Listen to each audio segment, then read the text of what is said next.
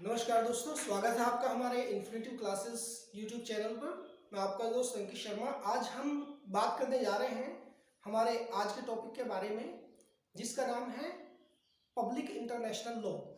जी हाँ, आज हम सोल्व करेंगे पूरा का पूरा प्रश्न पत्र दिसंबर सन 2019 का। ठीक है दोस्तों, तो चलिए अपने प्रश्न पत्र की ओर चलते हैं। हमारा सेक्शन ए में 5 प्रश्न आपके सामने होंगे। तो आइए चलते हैं अपने प्रश्न की तरफ। ये सामने आप स्क्रीन पर देख सकते हैं। हमारा प्रथम प्रश्न है, शत्रु रूपता क्या है। ठीक है दोस्तों, जब युद्ध की स्थिति बनती है तो उस समय क्या होता है कि आपसी जो राज्य है एक दूसरे के साथ अपने समस्त व्यावहारिक और व्यापारिक सारे संबंधों को बंद कर देते हैं। ठीक है, तो इसमें एक ओपेनहाइम द्वारा दी गई एक परिभाषा है शत्रु रूपता के बारे में। उन्होंने कहा है कि शत्रु स्वभाव का प्रश्न बहुत ही विवादित है। ठीक है, और अनिश्चित भी है। कारण क्योंकि इस विषय पर अंतर्राष्ट्रीय कानून का कोई सर्वमान्य नियम नहीं है। आमतौर पर कहा जाता है कि जो युद्धरत देश है उनके प्रजाजनों और उसकी संपत्ति को शत्रु रूपता प्राप्त हो जाती है। जो जिस देश के साथ हमारा झगड़ा है, जिस देश के साथ हमारी लड़ाई है, उनके प्रजाजन जो लोग हैं, ठीक है, और जो उनकी संपत्ति है, वहां से हमारा जो है शत्रु रूपता उनको प्राप्त हो जाती है। और जो आसपास के देश हैं, यानी कि जिनको तटस्थ देश कहते हैं, ठीक है, तो तटस्थ देशों के लोगों को और उनकी संपत्ति को कोई नुकसान नहीं पहुंचता। ये नियम है शत्रु रूपता का कि अगर कोई देश दूसरे देश से युद्ध कर रहा है, लड़ाई कर रहा है, तो केवल उसी देश के लोगों से युद्ध करेगा, उसी देश के लोगों से लड़ाई करेगा जिस देश से उसका संबंध है, ना कि अन्य देशों के लोगों को परेशान करेगा जिनसे उनका कोई मतलब नहीं है। ठीक है दोस्तों, ये थी शत्रु रूपता। हमारा अगला प्रश्न है, विधि के सामान्य सिद्धांतों पर संक्षिप्त टिप्पणी कीजिए।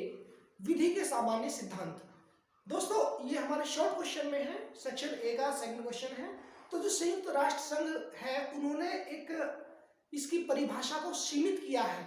क्या है कि एक कानून के सामान्य सिद्धांत के अस्तित्व में आने के लिए आमतौर पर इसे राज्यों के द्वारा, ध्यान दें अंतरराष्ट्रीय विधि में राष्ट्रों को राज्य कहा जाता है, ठीक है, इसे राज्यों के द्वारा मान्यता प्राप्त होना चाहिए। ठीक है, और कानून के राष्ट्रीय सिद्धांतों में वे सब शामिल है क्या कि एक राष्ट्रीय जो कानून है वो अंतरराष्ट्रीय कानून के अंदर निहित हो।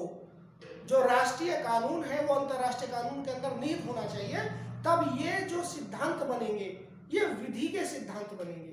ठीक है, तो दोस्तों ये था हमारा विधि का सिद्धांत। हम अगले अपने प्रश्न की ओर चलते हैं। प्रश्न संख्या 3, पार्श्ववर्ती पेटी से संबंधित अंतरराष्ट्रीय विधि के क्या नियम हैं। ठीक है, आप यहां स्क्रीन पर देख सकते हैं।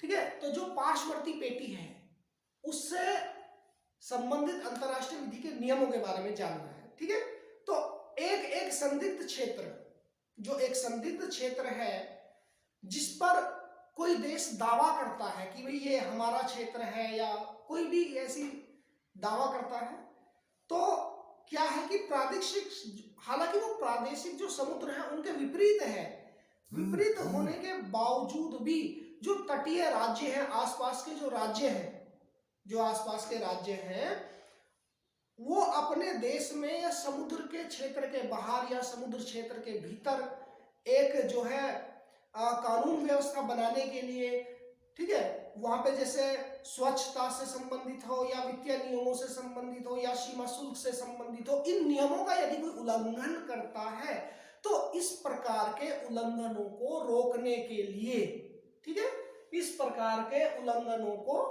रोकने के लिए जो कानून बनाए जाते हैं वो पार्श्ववर्ती पेटी से संबंधित है। पार्श्ववर्ती पेटी से, जहां भी पेटी नाम आए तो समझ लेना कि पेटी नाम से मतलब ये सारा समुद्र से ही है। सारी जितनी भी बातें हो रही हैं वो समुद्र से ही है। एक पेटी का मतलब होता है कि वह राज्य या वह देश जिसके 200 पेटी, एक पेटी जो है एक मील की होती है, 200 पेटी के अब चारों ओर 200 पेटी की परिधि, वो उसका जो है परिसीमन क्षेत्र होता है किसी भी राज्य का, किसी भी देश का। ठीक है दोस्तों, आगे चलते हैं हम लोग। अगला प्रश्न है हमारा, बाह्य प्रादेशिक आश्रय पर संक्षिप्त टिप्पणी लिखिए। आप स्क्रीन पर सामने देख सकते हैं कि जो बाह्य प्रादेशिक आश्रय है उस पर टिप्पणी करनी है। आश्रय से मतलब असाइलम, आप समझ ही गए होंगे कि जो आश्रय है वो किसी को शरण देना है ना। अब चूंकि बाह्य प्रादेशिक बात है, विदेश वाली बात है, तो इसका मतलब ये है कि जो बाह्य प्रादेशिक आश्रय है वो किसी क्षेत्र या दूतावास, विरासत, ठीक है, या वाणिज्यिक दूतावास है, या युद्धपोत है, या व्यापारिक जहाज है, ठीक है, इन पर दी गई शरण जो किसी राज्य के भीतर हो, जिससे कि वहां जिसको शरण दी जा रही है वो शरणार्थी जो है उसको सुरक्षा प्रदान की जाती है। ये बाह्य प्रादेशिक आश्रय है, इसको बाह्य प्रादेशिक शरण भी कहते हैं। तो ये तो हमारे 4 क्वेश्चन। अब हम बात करेंगे अगले अपने क्वेश्चन की तरफ। अब जैसे कि आप स्क्रीन पर देख रहे हैं कि निरंतर यात्रा के दौरान या निरंतर यात्रा का अर्थ स्पष्ट कीजिए। बहुत ही स्वाभाविक, बहुत ही सरल शब्दों में मैं आपको बता रहा हूं। तो जो निरंतर यात्रा है उसका जो सिद्धांत है दोस्तों वो ये है कि एक देश अपने विशिष्ट और सामान्य उद्देश्य को लेकर के जो है वो एक एकल यात्रा के रूप में यात्रा कर रहा है। तो ये हमारी क्या है कि निरंतर यात्रा है, उसको कोई नहीं रोक रहा है। ठीक है, ये निरंतर यात्रा है। हालांकि ध्यान ये रखना है कि जैसे युद्ध के समय में ऐसी यात्राओं को बाधित कर दिया जाता है, इस प्रकार की यात्राओं को रोक दिया जाता है। ठीक है दोस्तों, तो ये हमारी निरंतर यात्रा है। अब इससे बात करेंगे हम अपने सेक्शन बी के बारे में। ठीक है दोस्तों, तो आगे बात करते हैं सेक्शन बी। सेक्शन बी में हमारा जो प्रश्न है आप स्क्रीन पर देख सकते हैं, सामने लिखा हुआ है। इसमें पहला जो हमारा प्रश्न है वो ये है कि राजनयिक कौन होते हैं, ठीक है, और उनके विशेष अधिकार और उन्मुक्तियां क्या है। ठीक है दोस्तों, ये हमारा प्रथम प्रश्न है सेक्शन बी का। तो जैसे कि आपको बता दें कि वियना कांग्रेस 1815 के द्वारा राजनयिक दूतों को 3 भागों में बांटा गया है। इनकी 3 श्रेणियां हैं। ठीक है, वियना कांग्रेस 1815। हालांकि बाद में एक्स ला शैपल 1818 के द्वारा एक चौथी श्रेणी भी इसमें जोड़ी गई थी। ठीक है, तो अब हम बात करते हैं राजदूतों की 4 श्रेणियों के बारे में। ठीक है, आप स्क्रीन पर यहां पर देख सकते हैं कि राजदूत या पोप के राजदूत, जो पहली श्रेणी है वो है राजदूत या पोप के राजदूत। ठीक है, तो ये राजदूत कौन होते हैं? ये राजदूत जो है प्रथम प्रकार की श्रेणी है। जैसा कि आप प्रथम प्रकार की श्रेणी से समझ गए होंगे कि इनके जो विशेष अधिकार हैं ये भी उच्च कोटि के होते हैं। ठीक है, जो राजदूत कोई भी जो ये राजदूत होते हैं ये जिस देश के राजदूत होते हैं उस देश के राष्ट्र अध्यक्ष के द्वारा ये राजदूत नियुक्त किए जाते हैं। ठीक है, और ये जो राजदूत हैं या तो मान्यता प्राप्त राष्ट्रों के द्वारा नियुक्त किए जाएंगे, या संयुक्त राष्ट्र संघ के द्वारा नियुक्त किए जाएंगे, या होली सी के द्वारा नियुक्त किए जाएंगे। ठीक है, इन राजदूतों का विशेष अधिकार ये है कि भाई ये जो राजदूत हैं अपने राष्ट्र अध्यक्ष से या अपने अध्यक्ष से, जिस देश ने इन्हें नियुक्त किया है उस देश के अध्यक्ष से डायरेक्ट मिल सकते हैं। इन राजदूतों को विशेष प्रकार का सम्मान मिलता है और विशेष प्रकार के इनके अधिकार हैं। ठीक है दोस्तों, हालांकि पोप के द्वारा जो नियुक्त किए जाते हैं राजनयिक या राजदूत, जो राजनयिक या राजदूत पोप के द्वारा नियुक्त किए जाते हैं उनको लीगेट्स बोलते हैं। ठीक है, लीगेट्स बोलते हैं, सामने लिखा हुआ है।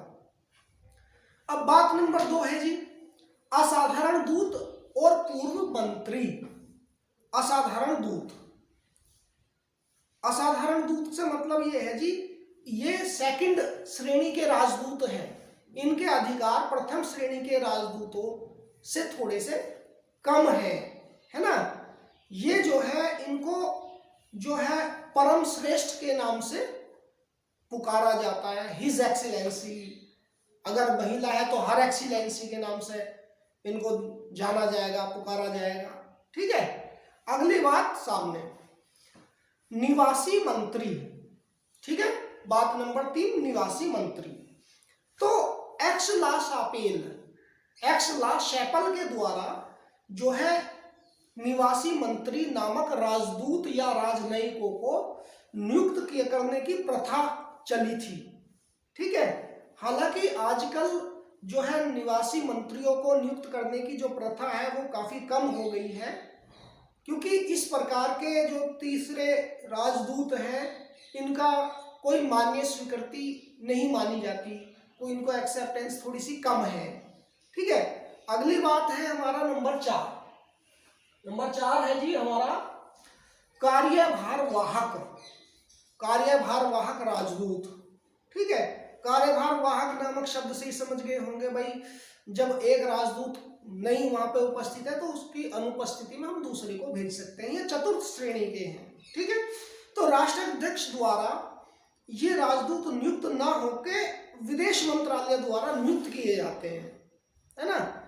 तो इनकी जो नियुक्ति है वो छोटे छोटे राज्यों में करी जाती है। ठीक है, जो कार्यभार वाहक है छोटे छोटे राज्यों में इनकी नियुक्ति की जाती है, और इनके जो अधिकार हैं इनके और चौथे नंबर पे हैं तो और भी कम है। ठीक है दोस्तों, जैसे कि प्रश्न अनुसार ये कि उनके विशेष अधिकार और उन्मुक्तियां, उनके विशेष अधिकार और उन्मुक्तियां क्या है, इनके बारे में हम लोग बात करेंगे। भाई देखो, जो राजदूत हैं हमारे, अगर बात करें इनके व्यवहार को लेकर के, इनकी औपचारिकताओं को लेकर के, इनके व्यवहार को लेकर के, तो इन सब चीजों को छोड़ करके, क्या क्या औपचारिकता, व्यवहार, ठीक है, इनका पद, ठीक है, इनका क्रम, इनको छोड़ करके इनकी जो समानता है, इनकी जो श्रेणी है, इसमें कोई अंतर नहीं माना है संयुक्त राष्ट्र संघ ने। इन्होंने कहा है संयुक्त राष्ट्र संघ ने कि सारे राजदूत जो है समान है। ठीक है, और जहां तक प्रश्न उठता है इनके विशेष अधिकार और उन्मुक्तियों के बारे में, है नहीं, इनके विशेष अधिकार और उन्मुक्तियों के बारे में, तो इनके विशेष अधिकार और उन्मुक्तियों में कोई अंतर नहीं है नहीं। तो जैसे कि भाई अब जो राजदूत है इनके विशेष अधिकार, या जैसे एक राजदूत है उसको सुरक्षा की जरूरत है ना, तो वो जो राजदूत है वो पूर्ण रूप से सुरक्षा के दायरे में होगा। कोई भी पुलिस कर्मचारी, कोई भी अधिकारी उनको परेशान नहीं कर सकता। ठीक है, पूजा करने का अधिकार, भाई जो राजदूत जिस धर्म से है वो अपनी पूजा कर सकता है, अपने ईश्वर को मान सकता है, उसका मंदिर में जा सकता है। ठीक है, गवाही देने का अधिकार, जो गवाही, एक राजदूत को किसी भी मामले में गवाही देने के लिए जो है विवश नहीं किया जा सकता। हालांकि एक राजदूत अपनी मर्जी से स्वयं चाहे तो वो गवाही दे सकता है। ठीक है, और जैसे इनके बाह्य यात्राओं का अधिकार, एक जिस देश में राजदूत की नियुक्ति है वो वहां पर जो है यात्रा कर सकता है, कहीं भी आ जा सकता है। फिर अगली बात है कि जो इनका अधिकार, और भी कई सारे अधिकार हैं भाई, जैसे इन्हें पूजा करने का अधिकार प्राप्त है, स्वतंत्रता का अधिकार प्राप्त है, ये जो है पत्र व्यवहार करने का अधिकार है। ठीक है, यानी कि कोई भी व्यक्ति उस देश का इन पर उंगली या सवाल नहीं उठा सकता कि भाई आप पत्र कहाँ भेज रहे हैं, क्यों भेज रहे हैं। तो इस प्रकार के जो सारे अधिकार हैं हमारे, ये हमारे जो है राजनयिकों के होते हैं। सही है। अगला प्रश्न है जी हमारा, आप देख लो स्क्रीन पे, क्या है कि एक राज्य के आवश्यक तत्व क्या है।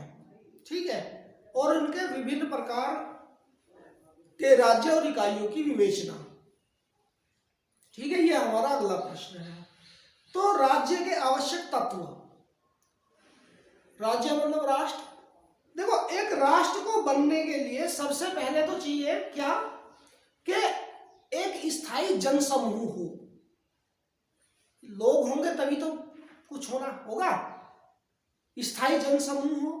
दूसरी बात, वो जो जनसमूह है, जो पहला पॉइंट है हमारा, स्थायी जनसमूह हो। दूसरा पॉइंट है हमारा क्या कि एक सुनिश्चित क्षेत्र होना चाहिए, वो जनसमूह जहां रह रहा है उसके लिए एक सुनिश्चित क्षेत्र हो। तीसरी बात, एक सरकार होनी चाहिए, ठीक है। और चौथी बात है, सरकार में उन राज्यों से संपर्क करने की क्षमता होनी चाहिए। भाई जिस जगह जिस राज्य में वे लोग काम कर रहे हैं, ठीक है, वो वहां पर फुल कंट्रोल हो उसका। तो इस प्रकार की जो चीजें हैं, 4 मेन पॉइंट है, 4 एसेंशियल एलिमेंट्स हैं जिसके, ठीक है। तो राज्य के आवश्यक तत्व। अब जहां तक बात करते हैं इनके इकाइयों के बारे में, है ना। अब इन राज्यों के जो प्रकार की बात करेंगे, कुछ राज्य ऐसे होते हैं जो तटस्थ मान्यता वाले राज्य होते हैं, ठीक है जी। और कुछ राज्य ऐसे होते हैं जो विधिक मान्यता वाले राज्य होते हैं, सही है। जो तटस्थ मान्यता वाले देश हैं, उनका मतलब है कि मान्यता प्रदान करने वाले राज्य जो वास्तव में मान्यता के आवश्यक गुण रखते हैं और अंतर्राष्ट्रीय विधि का विषय माने जाने के अधिकारी हैं, ये हमारे तटस्थ मान्यता वाली राज्य हैं। भाई प्रोफेसर ओपेनहाइम ने अपनी परिभाषा दी है, तो उन्होंने क्या कहा है, प्रोफेसर ओपेनहाइम ने अपनी परिभाषा में उन्होंने बताया है कि तथात्य मान्यता तब प्रदान की जाती है जब कोई राज्य वास्तव में स्वतंत्र होता है, ठीक है, और एक निश्चित भूमि पर उसका प्रभावशाली नियंत्रण होता है, किंतु उसमें सभी आवश्यक स्थायित्व नहीं आता जब तक मान्यता के कुछ गुण हैं, जैसे अंतरराष्ट्रीय विधि के दायित्वों को पूरा करने की इच्छा है, ठीक है, और जो सामर्थ्य है। जैसे आप उदाहरणतः ले सकते हैं, भाई जो रूस की सरकार है, रूस की सरकार को अमेरिका और कुछ देश हैं जिन्होंने मान्यता प्रदान करने से मना कर दिया था या आनाकानी कर दी थी, ठीक है, तो उसे कई वर्षों के बाद मान्यता प्राप्त हुई। उन्हें तथात्य मान्यता प्राप्त करी थी कि भाई नहीं, ठीक है, अभी आप इस सक्षम नहीं हुए हो, अभी आप इस लायक नहीं हो, तो इसलिए ये है। तो दूसरी चीज है कि विधिक मान्यता। विधिक मान्यता के लिए भी हमारे कुछ एसेंशियल एलिमेंट्स है। भाई पहली बात तो सरकार है, स्थायी सरकार होनी चाहिए, यानी आज ये सरकार है, कल दंगे हो रहे, कल बलवा हो रहा, रिवोल्ट्स हो रहा, तो ये सारी चीजों को इग्नोर करके। फिर दूसरी बात है, राज्य सरकार को जहां जिस राज्य की बात हो रही है, जो सरकार है, वहां की जनता का उसे समर्थन प्राप्त होना चाहिए। ऐसा नहीं होना चाहिए भाई जैसा आजकल सीरिया में देख रहे हैं आप, वहां की सीरिया की सरकार को सीरिया का जो है जन समर्थन नहीं प्राप्त है, ठीक है। तीसरा एसेंशियल एलिमेंट है, सरकार अंतरराष्ट्रीय दायित्वों को पूरा करने की इच्छा और सामर्थ्य रखता हो, है कि नहीं जी। तो ये थी हमारी जो है विधिक मान्यता। तो जो विधिक मान्यता है, इससे कानूनी मान्यता है और ये स्थायी मान्यता होती है नहीं। तो दो प्रकार के राज्य बताए जी, एक तटस्थ मान्यता वाले राज्य और एक विधिक मान्यता वाले राज्य, ठीक है जी। अब जैसे कि बात करें जी हम अपने अगले प्रश्न की ओर, अंतरराष्ट्रीय विधि के, जैसे कि आप देख लो, अंतरराष्ट्रीय विधि के आवश्यक स्रोत क्या है, ठीक है। अंतरराष्ट्रीय विधि के आवश्यक स्रोत क्या है, क्या उनमें कोई परिवर्तन हो चुका है, यानी कि इससे विकास से संबंधित बात है कि उसके विकास के बारे में क्या क्या पॉइंट है, क्या हो सकता है, ठीक है। तो ये बात है इसमें। अब अंतरराष्ट्रीय विधि के तत्वों के बारे में हम लोग बात करेंगे, ठीक है जी। तो बात करेंगे जी अंतरराष्ट्रीय विधि के तत्व। चलिए, सबसे पहली बात ये, जो अंतरराष्ट्रीय विधि है, तो अंतरराष्ट्रीय विधि के स्रोत के बारे में बात करें। स्रोत से मतलब ये है कि वे तत्व जिनसे मिलकर संबंधित वस्तु का जन्म होता है वो होता है स्रोत। ठीक है जी। तो अंतरराष्ट्रीय विधि के स्रोत। अब अंतरराष्ट्रीय विधि के स्रोत से क्या है कि जो अंतरराष्ट्रीय स्रोत का संबंध है, विभिन्न प्रमुख विधिवेत्ताओं में इसके विषय में मतभेद है। हालांकि एडवर्ड कॉलिंस तो उन्होंने कहा है क्या कि अंतरराष्ट्रीय विधि जो है, ठीक है, वो विधि के जो स्रोत हैं उनसे जो तात्पर्य निकलता है वो आवश्यक सामग्री से है जो अंतरराष्ट्रीय विधि शास्त्री अंतरराष्ट्रीय विवादों के नियम को निर्मित करने के लिए प्रयोग करते हैं, है ना। यानी कि ये है बात कि अंतरराष्ट्रीय विधि का जन्म जो है अंतरराष्ट्रीय विधि के स्रोतों से होता है और अंतरराष्ट्रीय न्यायालय की संविधि 38 के अनुसार अंतरराष्ट्रीय विधि के कुछ स्रोत हैं। अंतरराष्ट्रीय न्यायालय को हमने अपनी इससे पहली वीडियो में पूरा का पूरा डिफाइन कर रखा है, आप चाहे तो उसको देख सकते हैं। तो इसके स्रोत हैं जी, जैसे अंतरराष्ट्रीय अभिसमय, आप यहाँ पे लिख दे रहा हूँ, है तो अंतरराष्ट्रीय अभिसमय इंटरनेशनल कन्वेंशन, ठीक है। मतलब ये है कि इंटरनेशनल कन्वेंशन का मतलब, अंतरराष्ट्रीय अभिसमय का मतलब कि अंतरराष्ट्रीय संधियां वे करार हैं जिनके द्वारा दो या अधिक राज्य अंतरराष्ट्रीय विधि के अंतर्गत आपस में संबंध स्थापित करते हैं। जो अंतरराष्ट्रीय विधि के अंतर्गत आपस में संबंध स्थापित करते हैं वो हमारे इंटरनेशनल कन्वेंशन है। सेकंड पॉइंट है जी अंतरराष्ट्रीय प्रथाएं। जो अंतरराष्ट्रीय प्रथाएं हैं भाई, एक दूसरे के रीति रिवाज जो हैं, ये इंटरनेशनल जो हमारी संविधि है, विधान है, आर्टिकल 38 क्लॉज 1 के तहत इसको बनाया गया है। भाई जो रीति रिवाज है, जैसे प्रत्यार्पण है अपराधियों का, अगर कोई व्यक्ति हमारे देश में अपराध करके दूसरे देश में चला जाता है तो जिस देश में जाता है अगर उस देश के साथ हमारा करार है तो वो देश उस अपराधी को, उसका दायित्व बनता है, उसकी ड्यूटी बनती है कि वो देश उस अपराधी को हमें सौंप दे और उसे हम अपने देश के विधान के अनुसार जो है उसको पनिशमेंट दे। तो ये है हमारे दूसरी पॉइंट जो था हमारा, ठीक है दोस्तों। अब बात करते हैं पॉइंट नंबर 3 के बारे में जो सामने है ही। पॉइंट नंबर 3, सभ्य राष्ट्र द्वारा स्वीकृत विधि के सामान्य सिद्धांत। वे सिद्धांत जो सभी के द्वारा स्वीकृत किए गए हैं, जैसे कि ओपेनहाइम ने भी अपनी परिभाषा में कहा था कि अंतरराष्ट्रीय विधि परंपरागत और समयात्मक नियमों का संग्रह है ना, कहा था ना, जो सभ्य राष्ट्र द्वारा अपनाए जाते हैं। ठीक है, अगली बात है हमारी न्यायिक निर्णय। तो न्यायिक निर्णय की बात यह है कि अगर कई देशों के मध्य झगड़ा चल रहा है, युद्ध चल रहा है, तो उनकी समस्याओं का निपटारा किस तरीके से करा जाए। ठीक है, तो ये हमारे अंतरराष्ट्रीय विधि के स्रोत हैं।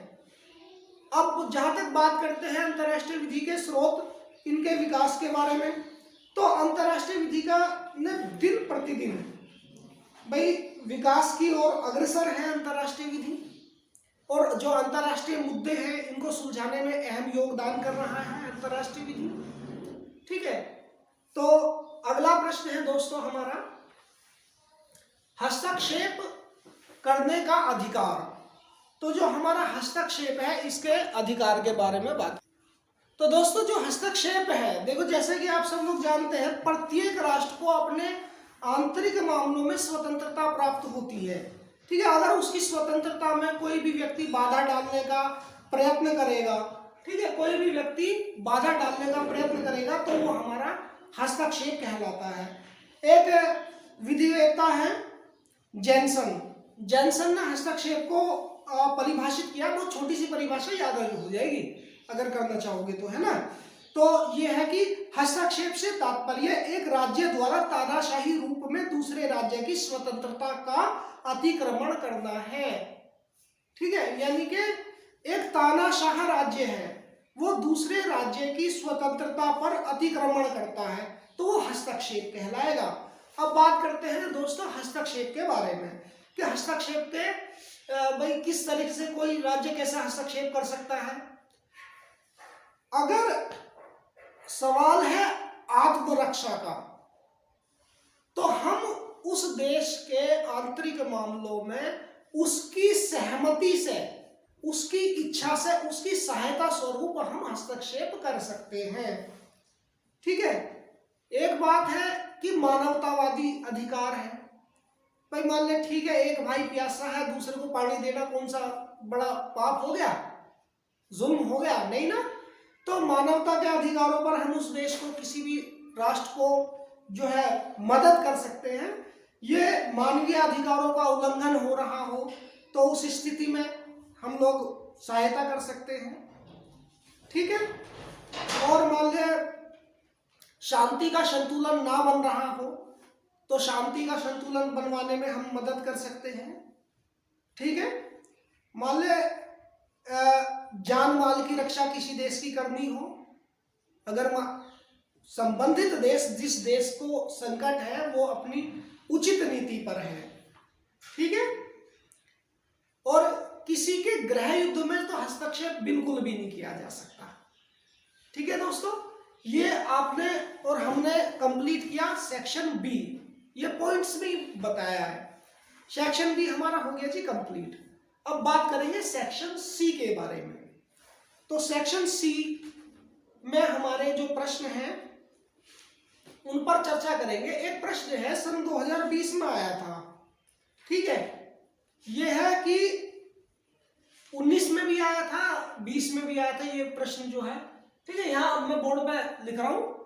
ये प्रश्न है हमारा कि अंतरराष्ट्रीय विधि को परिभाषित कीजिए।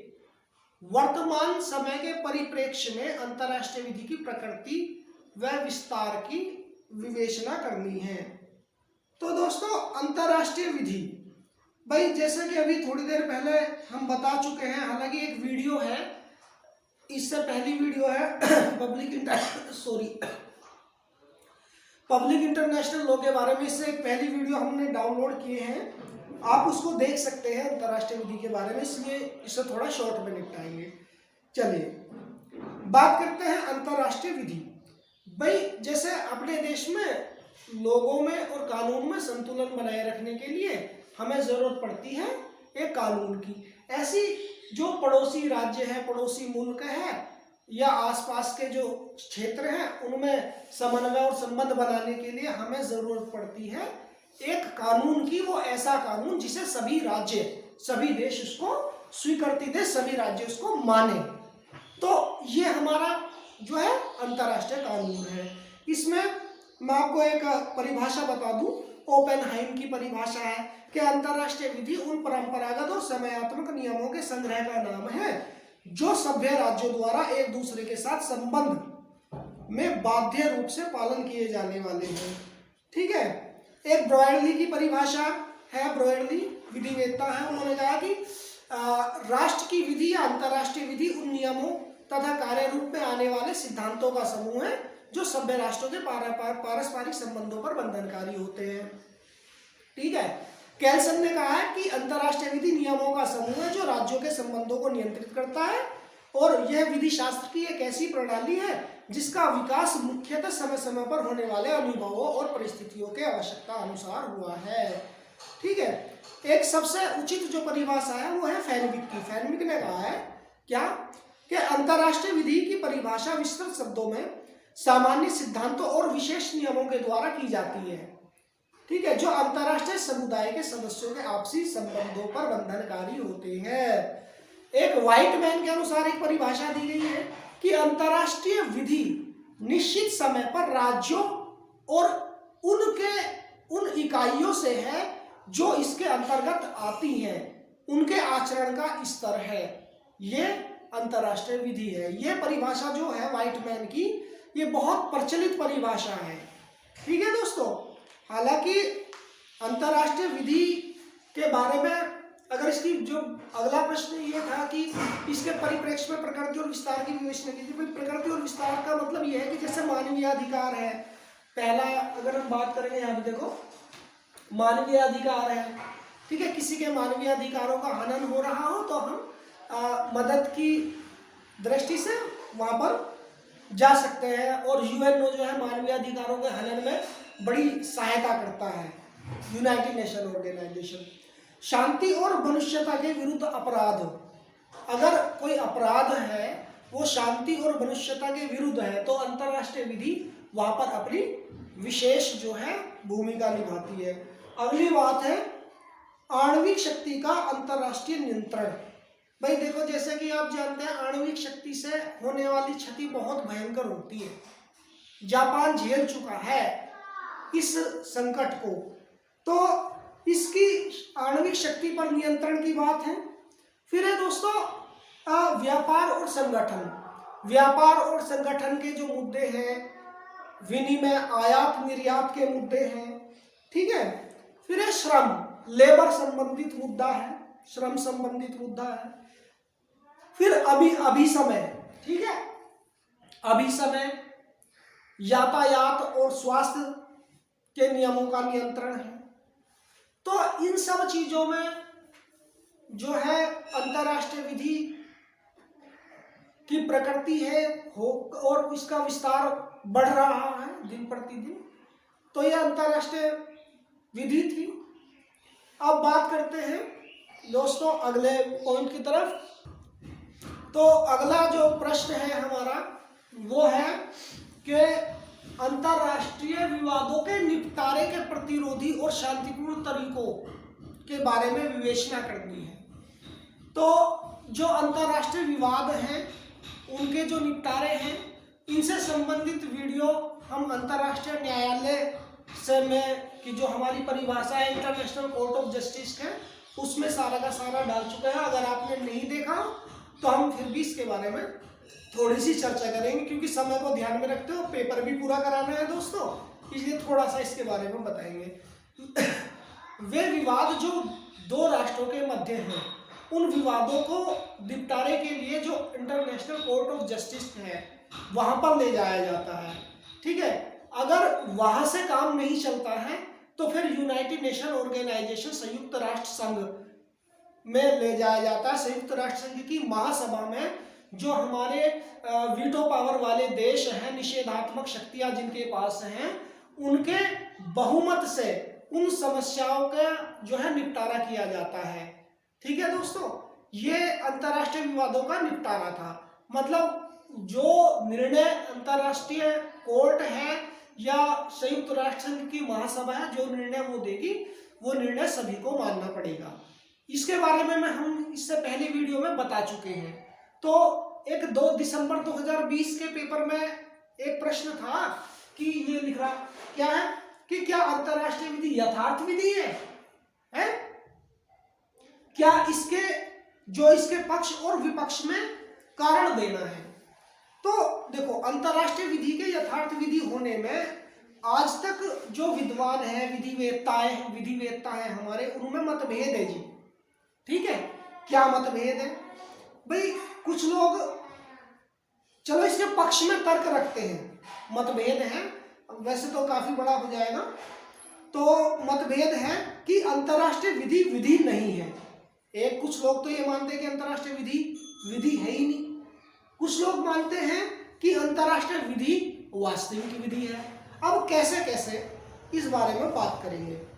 देखो, जैसे कि हमने फर्स्ट सेमेस्टर में भी पढ़ा था कि ऑस्टिन और हॉलैंड ने एक परिभाषा दी थी कि जो विधि जो है, law is a command of sovereign, ठीक है जी।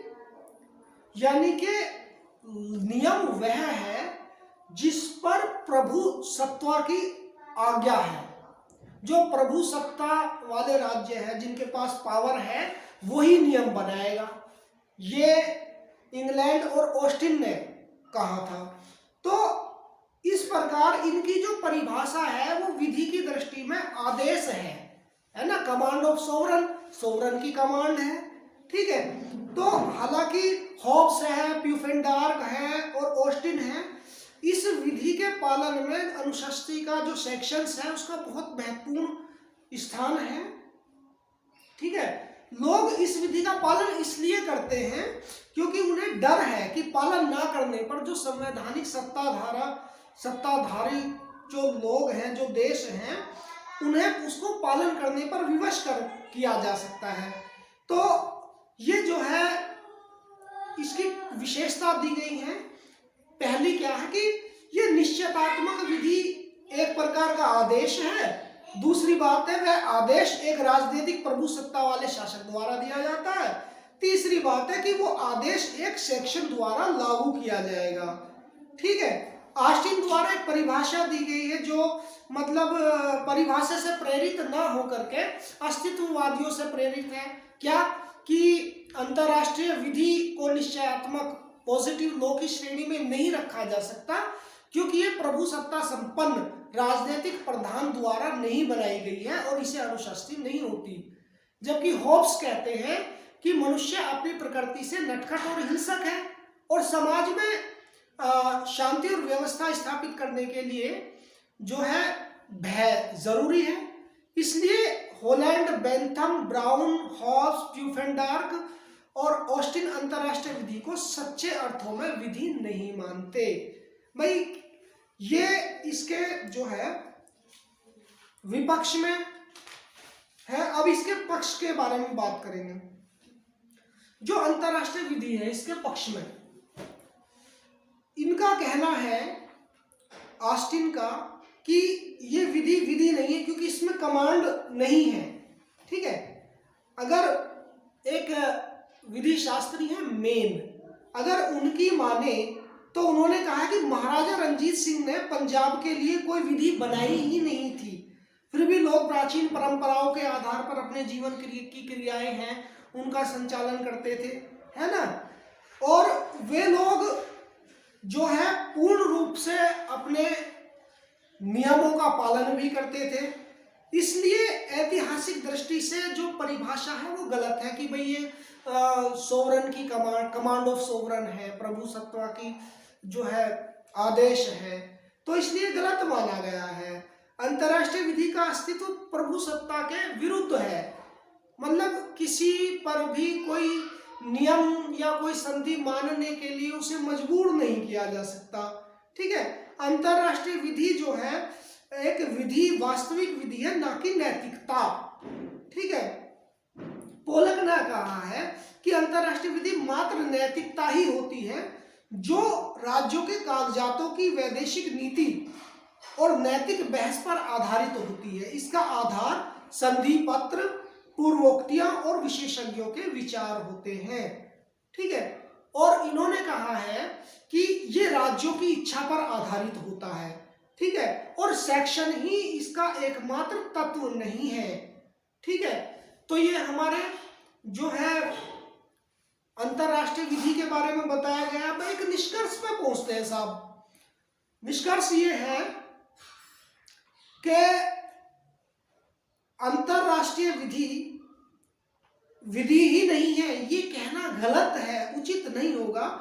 फिर भी हम कह सकते हैं कि अंतरराष्ट्रीय विधि राज्य विधि के समकक्ष नहीं है, क्योंकि एक राज्य के व्यक्तिगत अधिकार है, वो अपने अधिकारों को क्यों किसी और पर बाध्य करेगा, है ना। तो ये है। अब दोस्तों अगली बात करते हैं हम दिसंबर 2020 के पेपर के बारे में। प्रत्यार्पण से संबंधित है।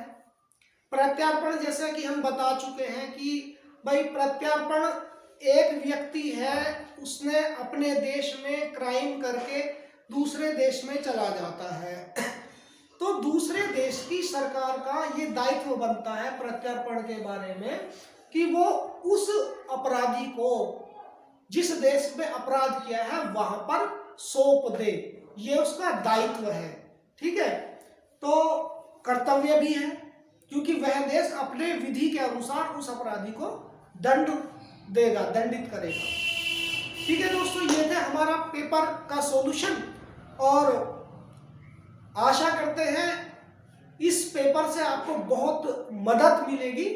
बावजूद इसके आप चाहें तो चैनल को सब्सक्राइब और लाइक या कमेंट कर सकते हैं अगर सही लगा तो।